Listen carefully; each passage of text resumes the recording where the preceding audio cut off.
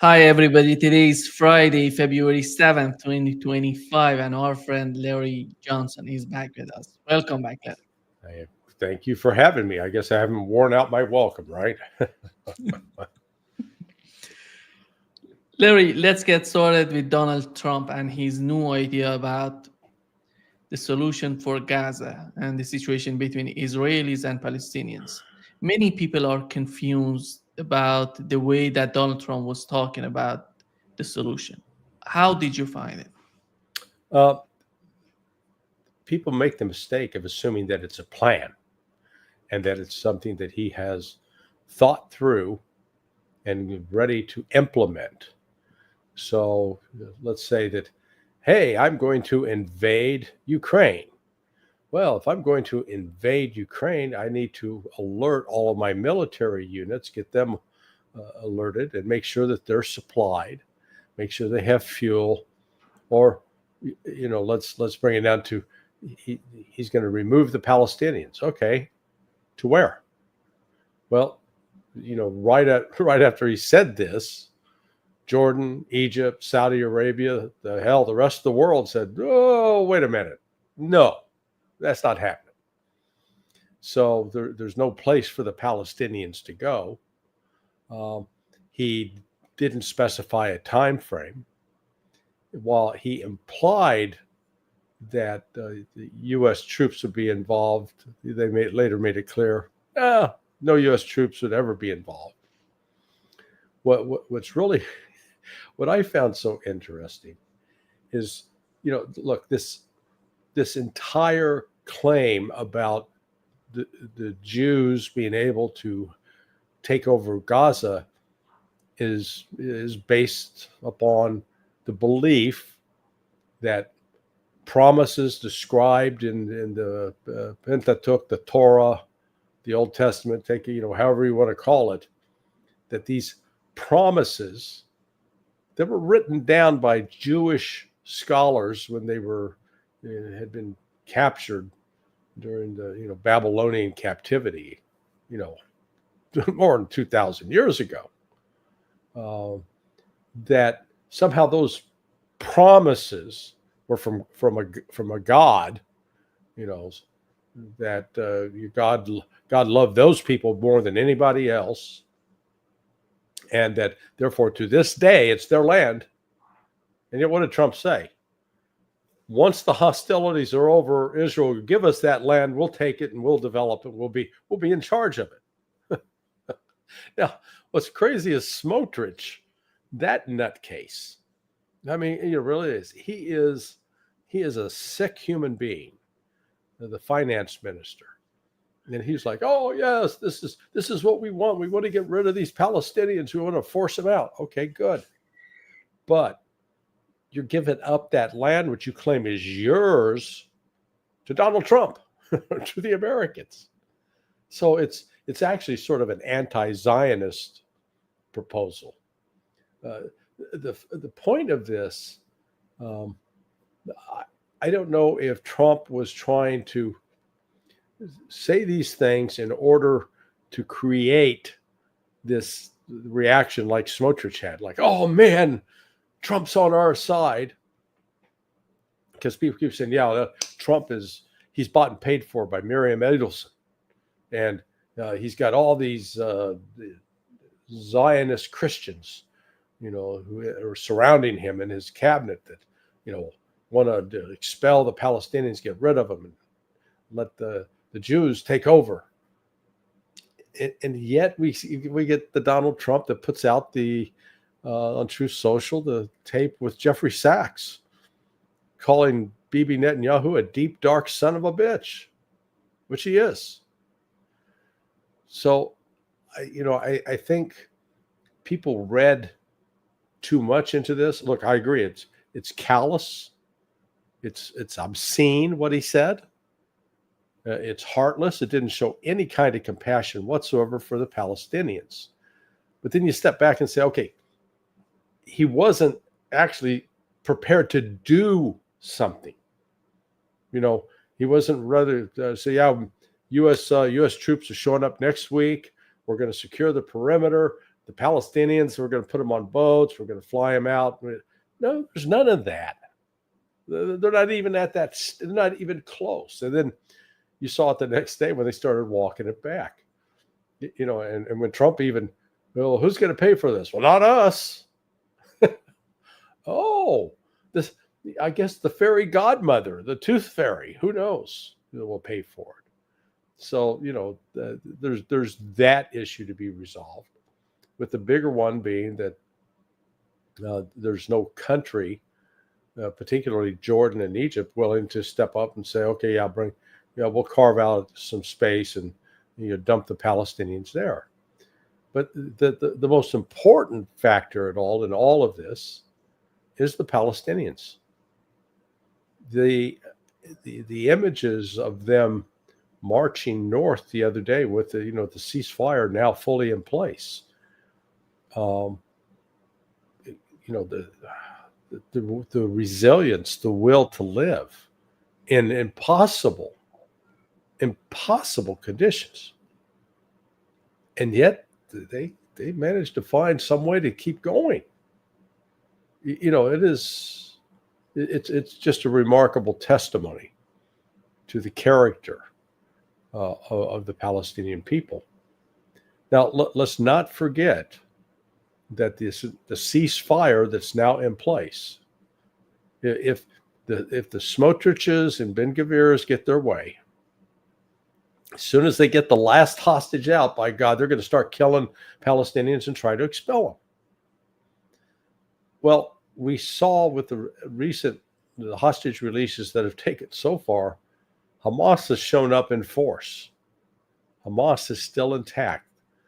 They're not quite an army, but they are an effective guerrilla force, and they demonstrated that they could fight the Israeli Defense Forces to a standstill. Or maybe it's more appropriate to call them the Israeli Occupation Force. Fought them to a standstill over 15 months, 16 months. From a military standpoint, and notice the contrast between those who are the pro-Zionist part of the United States. They generally are the same ones who are the anti-Russians in Ukraine, okay? So when they look at the Russians, they're going, yeah, Russia's not doing well at all. They're only moving slowly, while they've killed, clearly killed close to 1 million, if not more, Ukrainians, and they've taken, broad swaths of territory, etc. But they diminish what Russia's accomplished. And yet, when you look at this Israeli Defense Force, which it's fighting within a confined area, it's like 25 miles long and maybe 7 miles, 8 miles wide at the widest point. I mean, we're not talking a massive area, and they got control of all the borders. And with all of those advantages, then they've got complete air superiority. They control everything that flies in the air. They've got artillery. They've got tanks. They have satellite intelligence. They're getting intelligence from the United States. They got every friggin' advantage in the world. And with all that, they could not defeat Hamas. Hamas has hung on. And I guarantee you, Hamas is not sitting back right now saying, oh, let's just enjoy our victory. And they're preparing for the next round. And, what Israel exhibited is it's not capable of sustaining these kinds of attrition campaigns. So I said, when you pull that together, the ceasefire was really the handiwork of Donald Trump. Now, the ceasefire goes in fact, I didn't hear people saying, oh, he's crazy. He's insane. He's Donald Trump, for God's sake. Well, people finally come to recognize this guy he's not normal. And I don't mean that as to suggest that he's some freak from outer space. But he's a guy who's been a public figure and entertainer for so many years that a lot of what he does is public theater. It's not actually a true reflection. And I've used recently the example of, his appearance. Go look it up on YouTube when he got into the ring with Vince McMahon, and they were throwing punches and breaking chairs over. It was all an act. Some of this, I guess what I'm suggesting is some of this is an act and a distraction. Because the other thing that's going on, he is negotiating. He's authorized Steve Witkoff to negotiate with Iran. And I think there's a strong likelihood that you're going to get a Donald Trump version of JCPOA. You can get a Donald Trump agreement with Iran where he'll get to take credit for being the big peacemaker. And because it's not going to be hard for Iran to say, okay, we're not going to build a nuclear weapon, because they've now got this security treaty with Russia that gives them some greater confidence now that they're not out on their own. And the Ayatollah Ali Khamenei hasn't authorized it.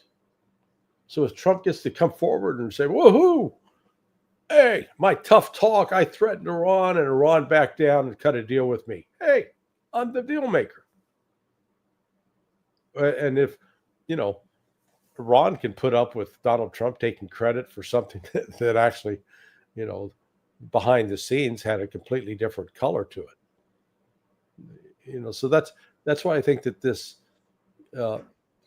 I don't want to say that what Trump said was, nothing of consequence. It was it's regretful that he said it, but he wasn't saying it as part of a plan that he's prepared to go forward with and implement.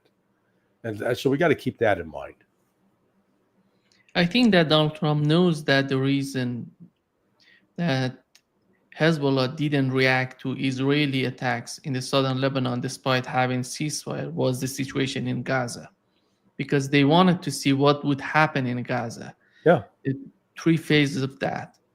The Israelis aren't, we're not witnessing, at least in Gaza, the Palestinian women and children being killed on a daily basis. That's stopped for now.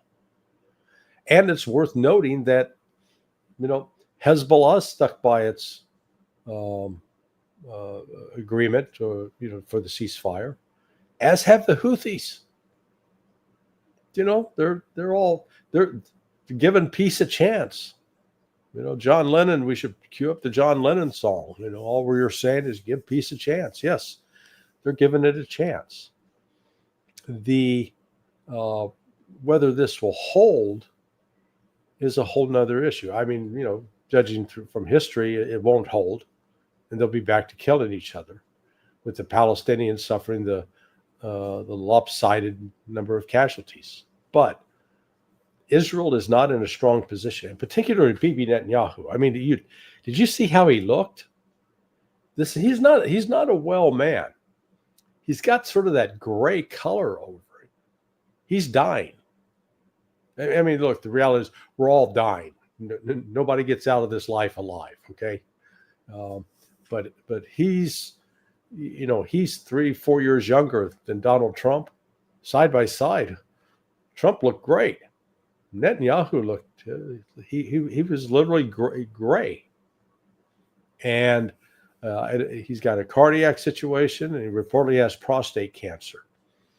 And, whether that will kill him here immediately or not, we don't know. But he's got that. And then the political situation in Israel is a little uncertain.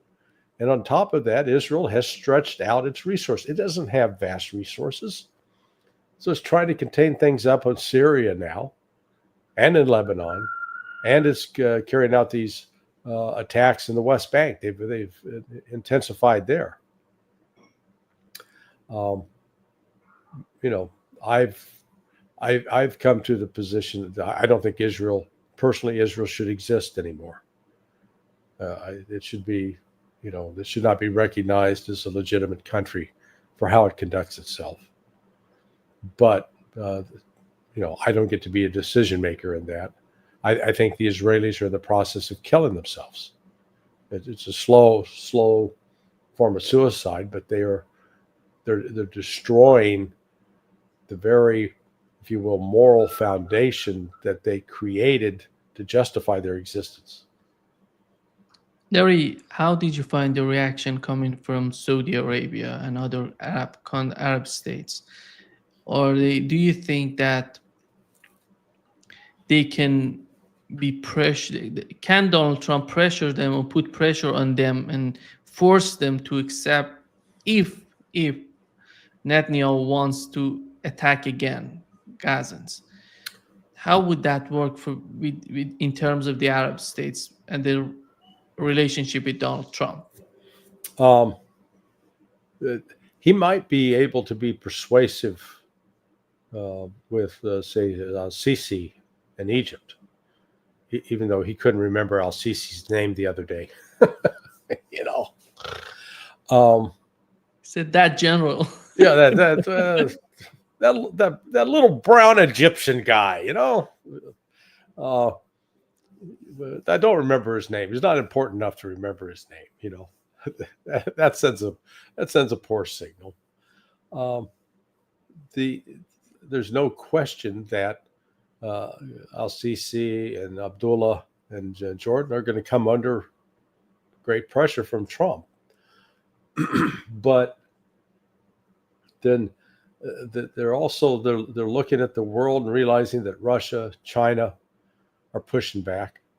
They're not cowering before the United States and giving in, and that really the United States, despite the perception of being powerful, is actually much weaker than it was, say, 20 years ago. And so each country's going to have to figure out what it wants to do in its own national interest. I don't think Trump wants the Israelis to start killing the Palestinians again. He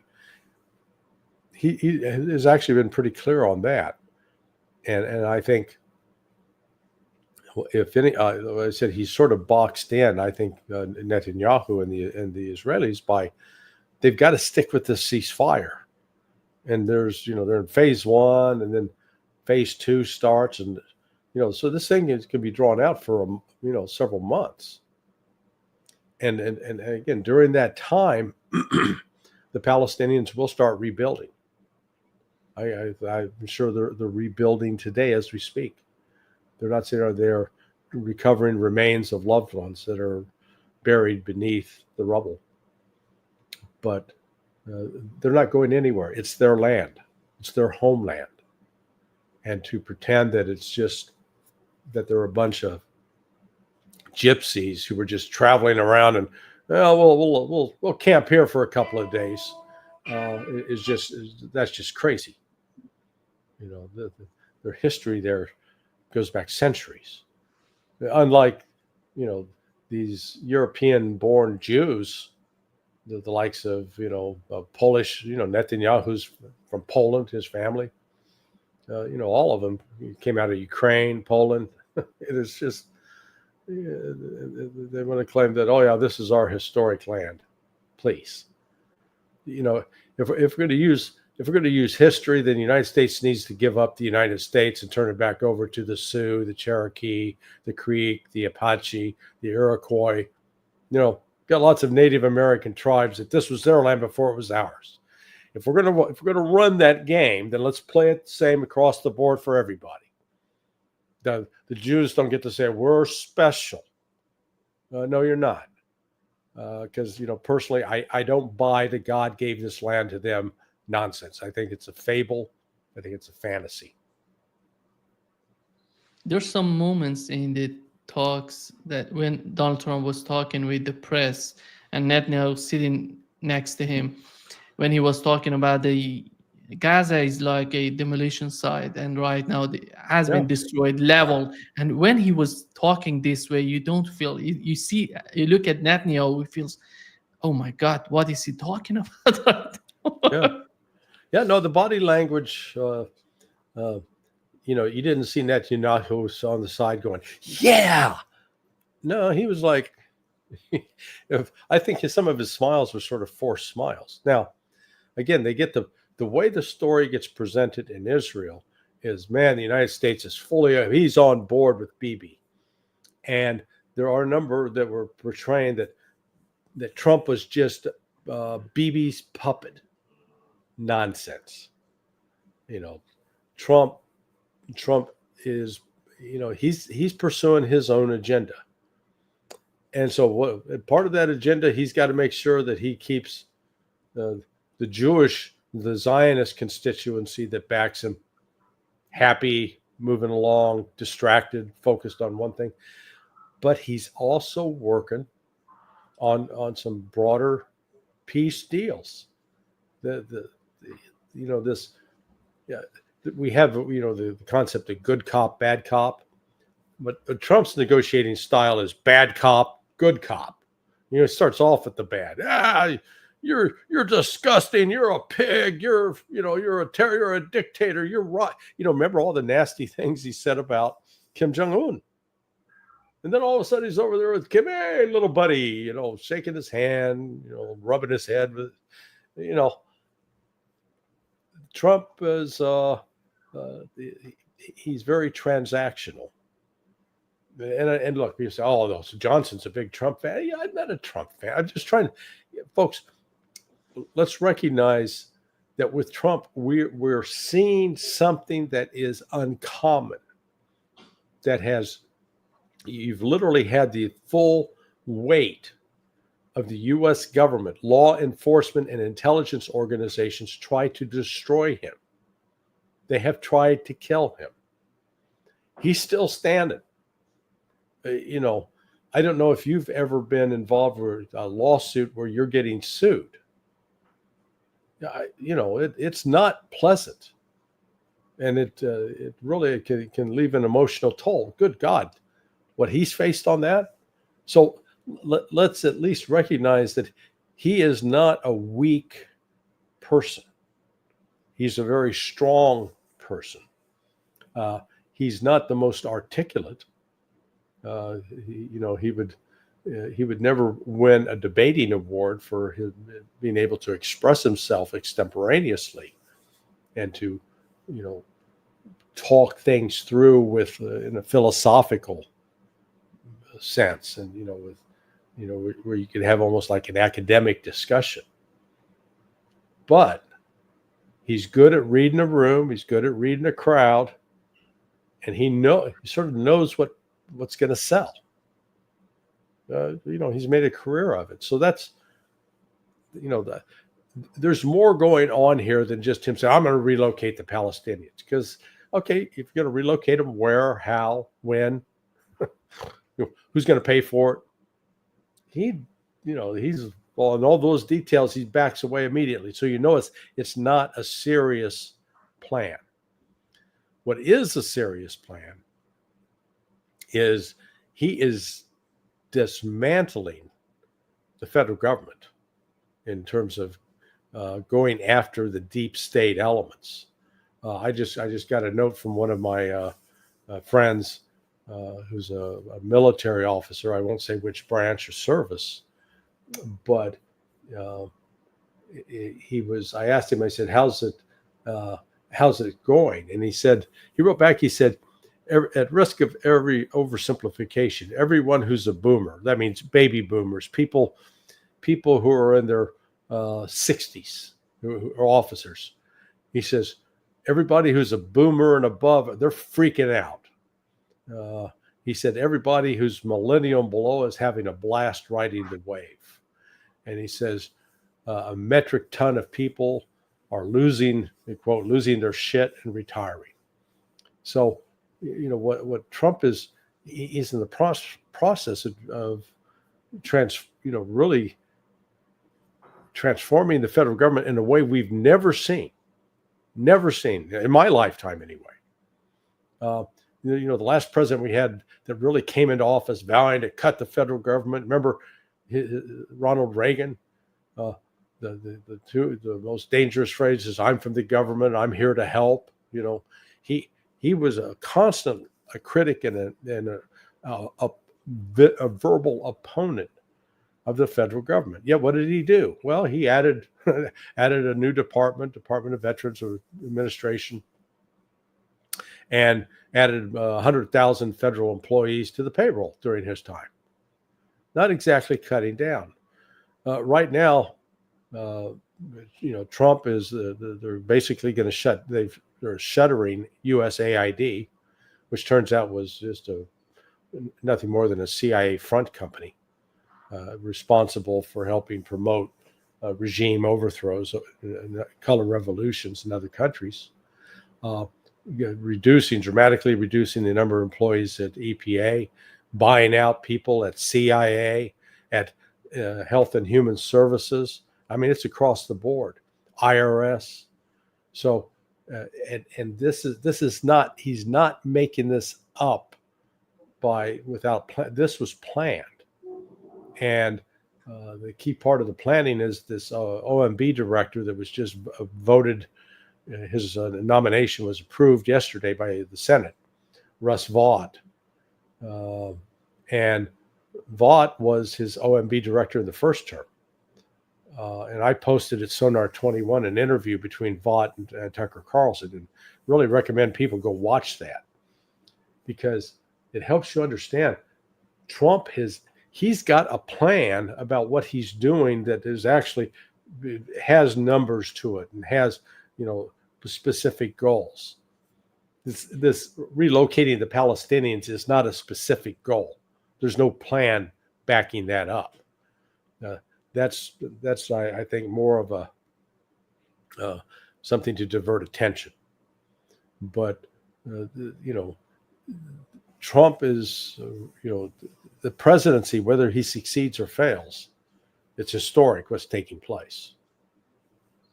What's so amazing to me, Larry, that we've learned that even George Soros was receiving funds from this organization. Yeah. And we thought that George Soros is one of the donors, not just receiving. What's that all about? No, this was not only Soros, but then you look at Chelsea Clinton got $84 million, and the Clinton Foundation basically took a lot of the aid money that never went to help a Haitian. They got it and put it in their foundation. The Democrats, they figured out, it started under George W. Bush, because I went back and looked at the budget.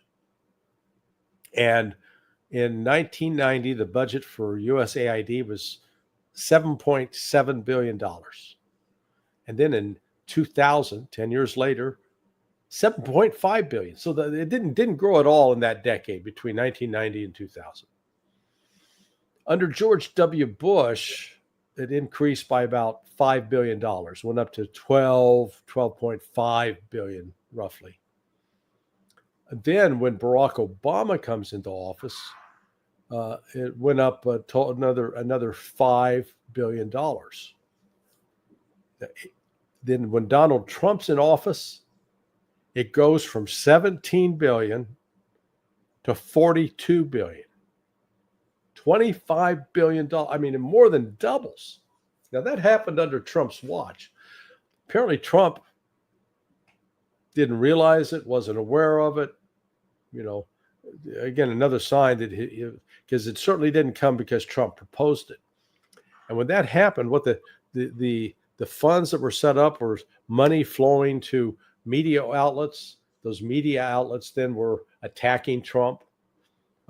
Funds flowing to Hollywood personalities to send them, to places like Ukraine. Money flowing into, like I said, to George Soros and it was just mainstream media, Larry. Yeah, Politico and complete grift, a complete grift. The one of the outfits, the organization for Crime Corruption Reporting Project, OCCRP. So that most of 60% of its funding comes from the U.S. government, and it's based in I think it's based in Kosovo, but it is a strong has been a strong critic of Russia. It's like an anti-Russian propaganda outlet. Now I know this editor, Drew Sullivan, and in fact, I did some work for them. I did some training.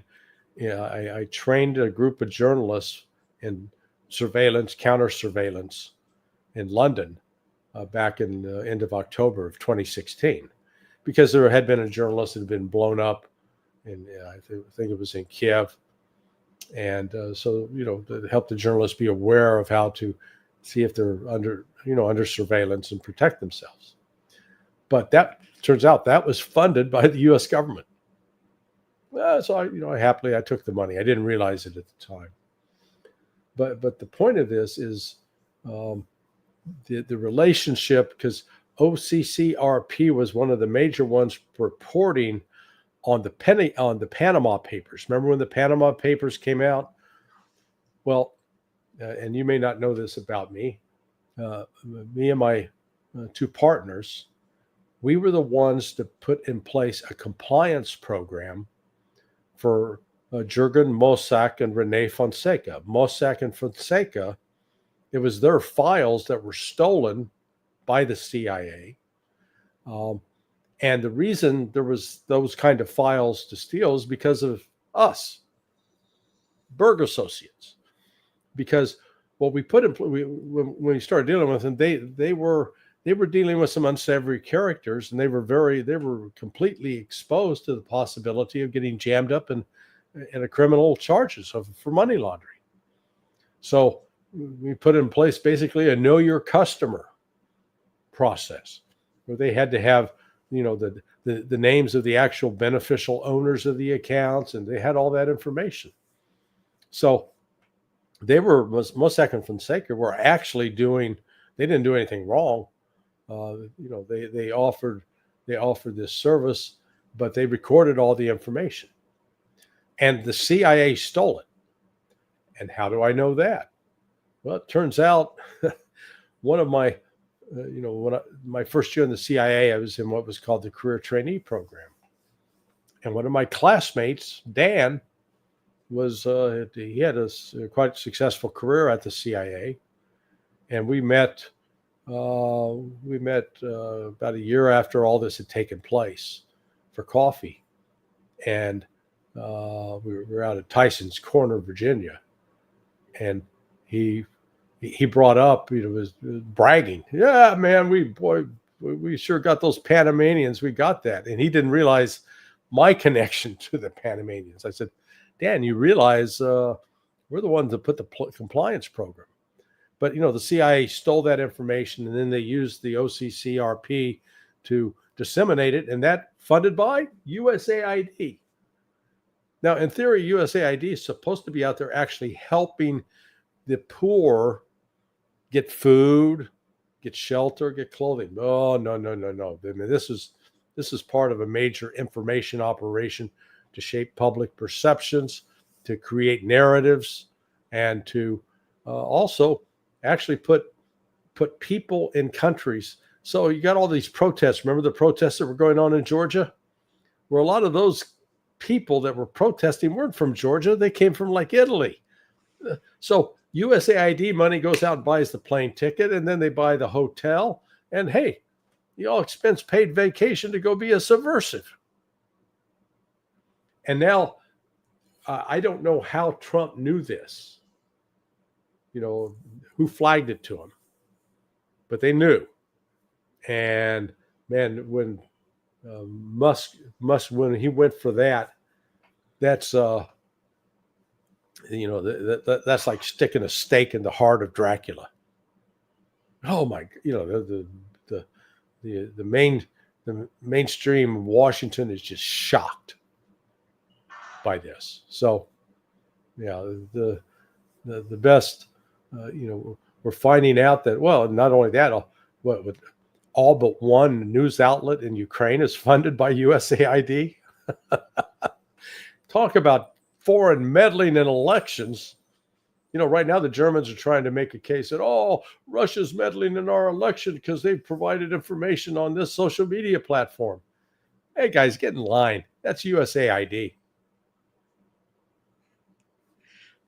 Larry, do you see Russia right now? Keith Kellogg is going to present his plan for the case of Ukraine next week at the Munich Security Conference.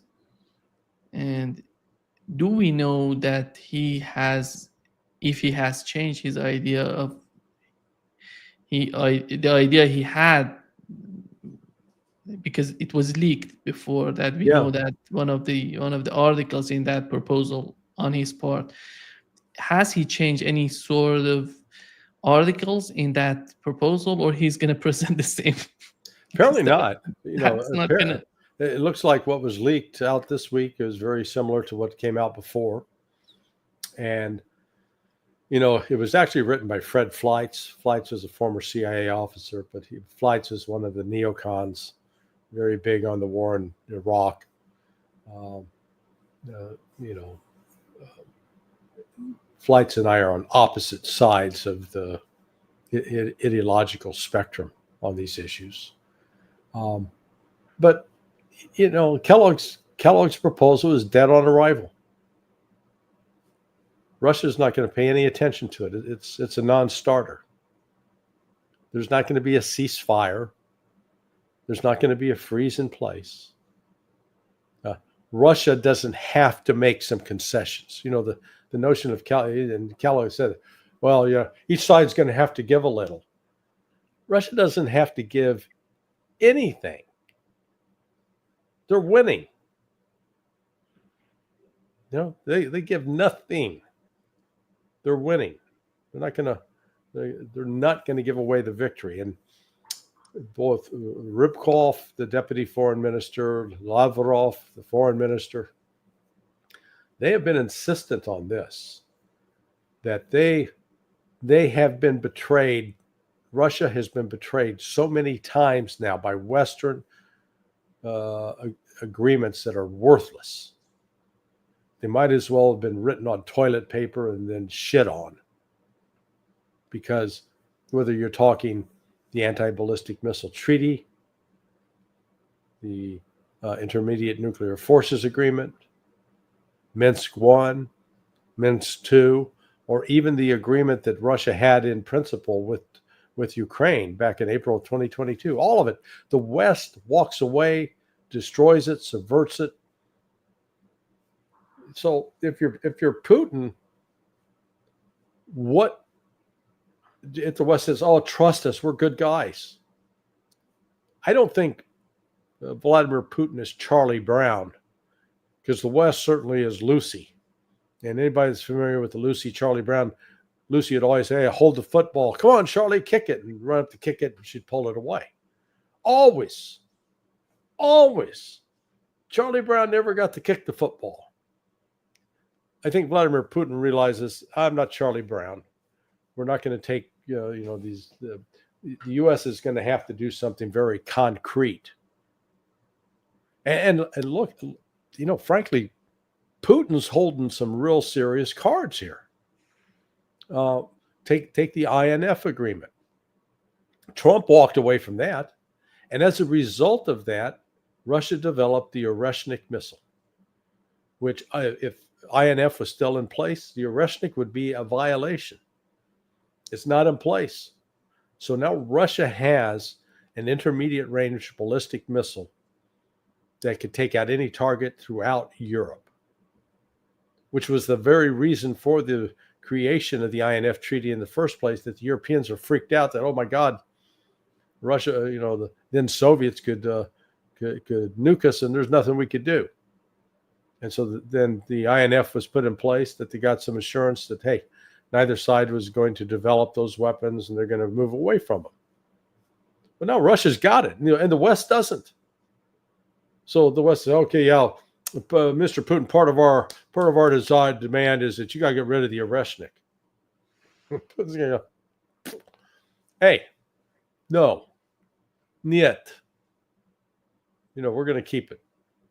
So there's, the United States is not we're not in a position that we got leverage. Trump doesn't have any kind of leverage over Putin on this. He kept thinking he did. He thought, well, yeah, those Russians, man, they suffered so many casualties. They're gonna look for a way to have the pain, the bleeding stop. No, they're not. It's not as bad as you think. Oh, the economy, it's in tatters. People are in the streets. They're starving. They can't afford. The stores are empty. No, they're not. They've got some inflationary pressures, but those inflationary pressures, unlike the ones in the United States, the inflation in the United States is attributable to supply chain disruptions and to government spending way too much money, putting so much money out there that people are buying it up, and then some self-created shortages where we've got egg prices of eggs that have gone way up because they killed millions of chickens for nothing. Thought they had bird flu, and then turned out they didn't. Russia's inflationary pressure is coming because the wages have gone up. There's great demand for workers, and the unemployment's very low. So it's a different series of economic pressures driving that inflation. If you had to choose between them, you want the one that Russia's experiencing is because the economy is so strong. The inflation the United States is experiencing is because the economy is not strong. So they're all inflations are not made alike; they're not equal. I think right now, if I were Donald Trump, I would see the two conflict in the Middle East and Ukraine. As time goes by, is the United States going to be in a better position to negotiate with Russia? I don't see that. Yeah. Europe would not be stronger as time goes by with the conflict in Ukraine. They're going to be more divided as this war continues in Ukraine. Right. If Donald Trump wants a better position, the better position would be yesterday, not today. And the way that Keith Kellogg is talking about the conflict, I don't see that would benefit Donald Trump and his position if he wants to really negotiate with Russians. Well, they had an article the other day, I forget, it was in Wall Street Journal, citing that there's a split within the Trump camp on you've got Kellogg and Waltz, who think that we got to put a lot more pressure on Russia, and they'll break under pressure. But then you got people like Steve Bannon, on the other hand, telling Trump, hey, get out of this Ukraine deal as fast as possible, because it can become your war, just like Vietnam became Nixon's war and drug down his presidency. Now, as we were talking, I was looking for this article. It came out in the Telegraph yesterday, and it says, UK to take over leadership of Ukraine defense group from the US. Well, the Trump basically told the Pentagon, told Pete Hegseth, tell the Brits, man, this is yours. You take over this defense group. That's not our problem anymore. That's important. That's the United States is no longer leading that group, and putting the Brits in charge. Yeah, great. They have all of these pretenses so that they are some magnificent power. They're a poodle. They're a yappy little dog with no military clout whatsoever, no economic clout to speak of. And Trump said, yeah, basically, you take this Turkey, this is yours. The United States is no longer fronting on that. You got to think about that.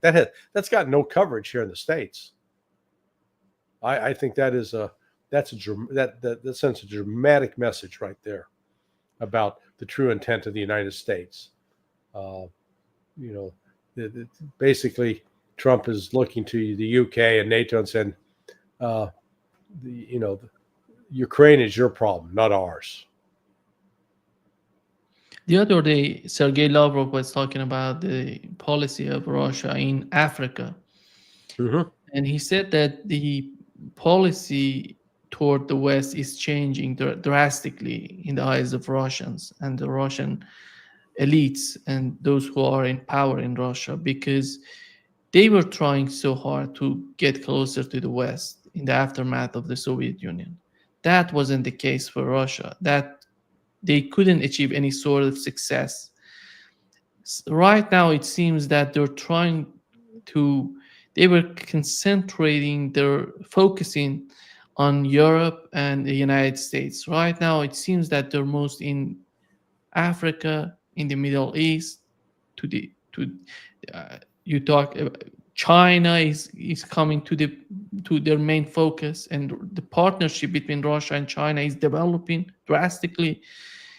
It seems that after all, if we assume that Donald Trump wants to negotiate, the the political arena is totally changing, and it's not going to be so easy for Donald Trump to get back to what it was between the United States and Russia before the conflict in Ukraine started.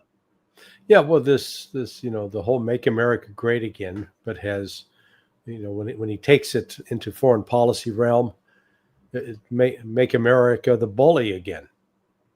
You know, it is the threats and like what has taken place with Panama, and then the vowing to impose tariffs on Mexico and Canada, trying to do that, and going forward with tariffs with China. It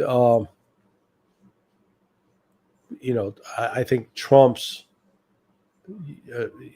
bad cop approach. Again, remember he does the threat, but then when it gets into the actual discussion, he softens up.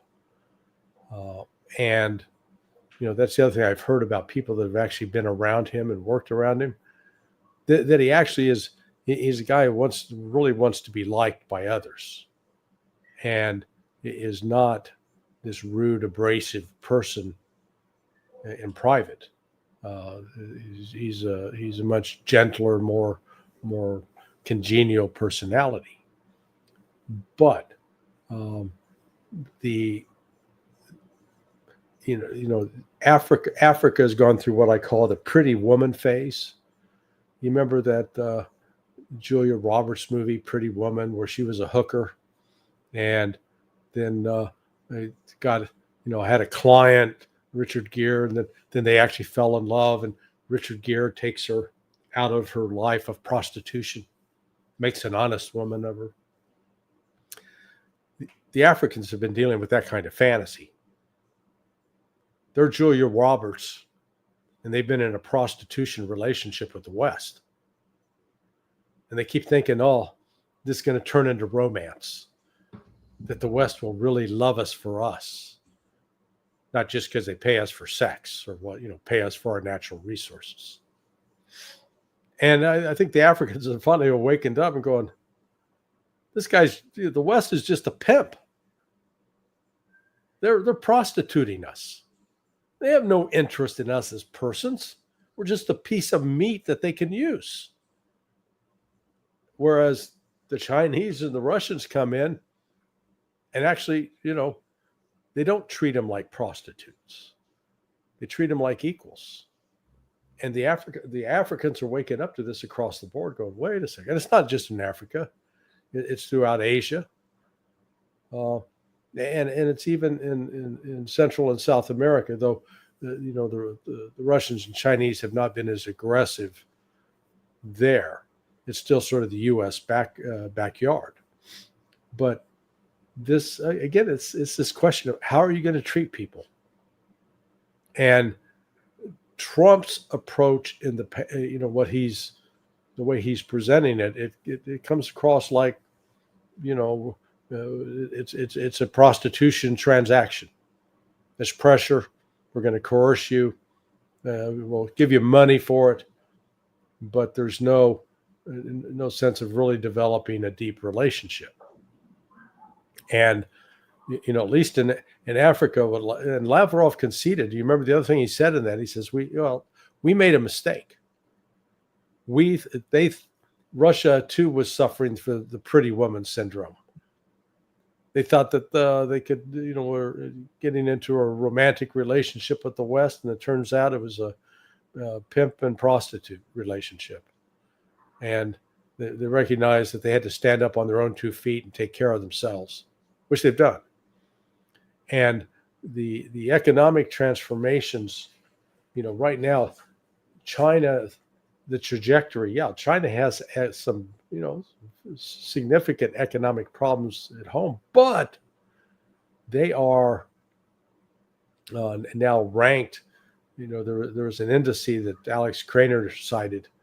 It was like 60 different markers that if you go back 25 years, 30 years ago, of those 60, China was only number one in like 4. The United States was number one in like 57. Now it's reversed. China's number one and the United States has fallen. And that's the trajectory we're on. And no matter what Trump thinks the United States is going to do, China and Russia are also going to have a say. Now, the good news was at least Marco Rubio the other day seemed to acknowledge that, hey, this is a multipolar world. The United States doesn't get to call the shots. So I took that as a positive. The way that Sergei Lavrov was talking about the way that the West was treating Russia for many years, Mm-hmm. the same sort of feeling, Larry, exists in Iran. We have the left and right in Iran. The right part of the government or the establishment or whatever you call it, they don't want to negotiate with the United States. They're putting a lot of pressure on the new president of Iran, Pezeshkian, and the leader tries to be in the middle of these two parties and to balance the situation. Today he said, Larry, he said that holding talks with the United States is neither smart nor wise, and the experience has proven that. And here a lot of pressure on the current president of Iran and the way that they're trying to negotiate, or they really want to put an end to this sort of attrition between the United States and Iran on the part, considering the Iranian nuclear program and sanctions and all of that. Do you feel that Donald Trump would change that mindset, because he was the one who withdrew from the JCPOA? JCPOA. Yeah, he's one that. Yeah, it wasn't his deal. He wants to have the deal. I'm not suggesting it's going to be an easy negotiation, but I think Trump is serious about trying to negotiate a deal with Iran. And listen, Iran, I would fully if I was Iranian, looking at, getting into a relationship with the United States is like a woman going back to a boyfriend that used to beat her up, and threaten to kill her. Well, why would you do that? So it's that kind of sick relationship. I was watching. They got these so-called experts here in the United States, and this one so-called expert on this was talking about, well, there are the Sunnis and there are the Shias, and Iran's the most destabilizing terrorist force in the Middle East. I'm going, okay, let's follow that Sunni Shia thing. ISIS. Well, that'd be Shia. That'd be Sunni, not Shia. Al-Nusra. Sunni, not Shia. Hayat Tahrir al-Sham. Also Sunni. When you look at the most active groups in carrying out attacks against civilians, the definition of terrorism, for political purposes, those are the Sunnis. It's not Iran. Now, Iran backs Hezbollah and Hamas. That's true. But again, go look at the terrorism statistics. Hezbollah has not been carrying out acts of, quote, international terrorism, blowing up airplanes, taking over embassies, destroying embassy. Yeah, they did that back in the 80s and the early 90s, but got away from that. They're focused on liberating Palestine. Same for Hamas. And there was a point at which Hamas and Hezbollah would not necessarily cooperate. But all I can tell you is you go look at the U.S. Department of State's now Bureau of Counterterrorism. They put out the annual country reports on terrorism. You'll not see Hamas or Hezbollah listed in the top 10 groups for actual terrorist attacks. So Iran is not sponsoring terrorism. That's the Western claim, at least not on the level that they claim. And then the West ignores the fact that it has backed groups like the MEC, who have actually been carrying out terrorist attacks in Iran. So yeah, from that standpoint, and then you've got the assassination of General Soleimani, and then the other assassinations that have taken place with Western support. So yeah, Iran's I could certainly understand there are elements within the Iranian political system. They're going to say, no way in hell, we're not going to negotiate with the United States. They're our enemy. But I think there still will be an element of pragmatism that will come to the fore, and that Trump will work hard to actually get this deal done. So, hey, I could be wrong. Wouldn't be the first time, but I don't see Trump. Trump's made it clear he doesn't want to go to war with Iran. He keeps on. Iran will never get a nuclear weapon. That's sort of, that is sort of setting up a straw man argument, because the reality is that in Iran, Ali Khamenei has not said, yeah, we're going to build a nuke. No, it's just the opposite. So until that changes, Iran's not going to get a nuke. And then on top of it, this security agreement with Russia makes it even more unlikely that they would be able to use Russia's going to help build up their nuclear industry, but for peaceful purposes. And that comes with, I think, an unstated condition, which is you can't have a nuke. We'll protect you. You can't have a nuke. So we'll see. It will be interesting to see where Trump is going to focus, overseas or here at home, because what he's doing to the federal government, shaking it up in ways that, like I said, no president has done before him, it's dramatic. And, I think that will shift a lot of the attention away from overseas. I think, Larry, the way that BRICS is growing would help to reduce the threat of having a nuclear war in the future, because after all, it's all about money. Mm-hmm. And it's not about, I don't know, race is not about any sort of that ideological theories coming. It's all about money. And if we can have some sort of balance in terms of the relationship between the East and the West, that would bring some sort of sanity to what's going on between the East and the West. Well, that's why, BRICS, the whole nature of BRICS has changed as a result of Russia's special military operation in Ukraine, and then the ensuing sanctions from the West. It really made BRICS more of a necessity, because traditionally the United States, by virtue of its dollar as a reserve currency, was able to threaten and do significant harm to countries that didn't sort of toe the line, which is why Iran has suffered under these sanctions.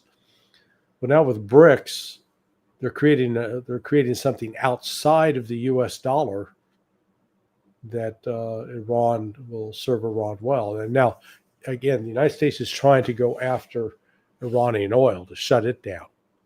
I think that effort will fail. So, this isn't going to be won by force. If Trump wants to accomplish anything, it's going to have to be done through negotiation. Let's see what would happen. Thank you so much, Larry, for being with us today. Great pleasure, as always. Have I made you depressed? Not at all.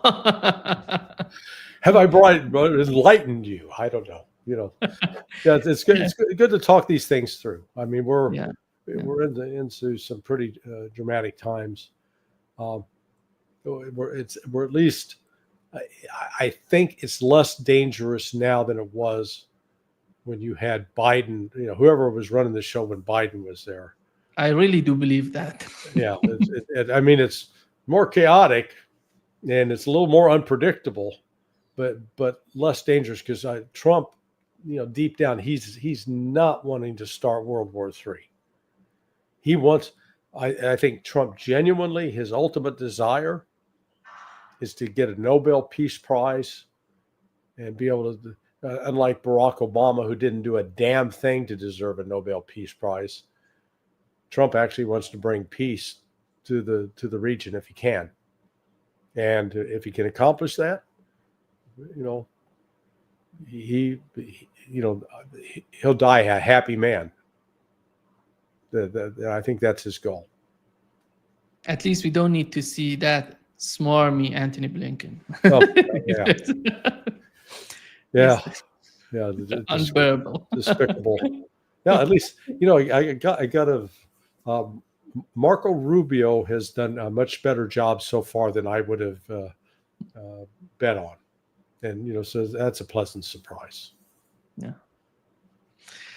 See you, Larry. I guess we'll talk Monday morning. Exactly. See All right, you. my friend. Take care. Bye-bye. Bye-bye. Take care.